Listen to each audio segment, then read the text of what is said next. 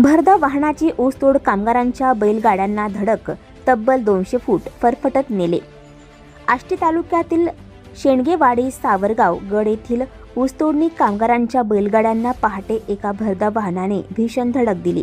या हृदयद्रावक घटनेत 14 कामगार गंभीर जखमी झाले असून एका बैलाचा जागीच मृत्यू झाला आहे, तर 5 बैल गंभीर जखमी झाले आहेत.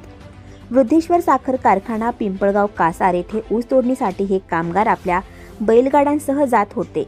पहाटे 6 वाजेच्या सुमारास तिसगाव शेवगाव रस्त्यावर समोरून येणाऱ्या एका वाहनाने अचानक आपला ट्रॅक सोडून विरुद्ध दिशेला येत असलेल्या बैलगाड्यांना जोरदार धडक दिली. धडक इतकी भीषण होती की बैलगाड्या सुमारे 200 फूट लांब फरफटत गेल्या.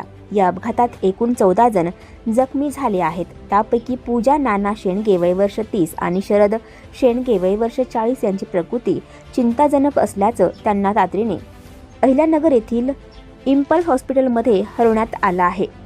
उर्वरित 12 जखमींवर तिसगाव येथील श्री हॉस्पिटलमध्ये उपचार सुरू आहेत.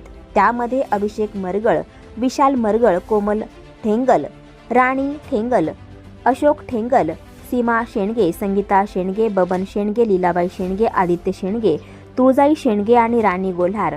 बहुतेक जखमींना गंभीर स्वरूपाचे फ्रॅक्चर आणि अंतर्गत जखमा झाल्या आहेत.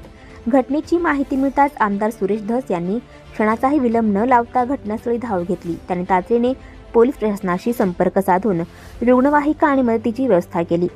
आमदार धस यांनी रुग्णालयात जाऊन डॉक्टरांशी चर्चा केली आणि जखमींच्या कुटुंबियांना धीर दिला. घटनेनंतर पोलीस अधिकारी केदार पालवे आणि पाथर्डी पोलीस ठाण्याचे उपनिरीक्षक पुजारी साहेब यांनी घटनास्थळी भेट देऊन पंचनामा केला.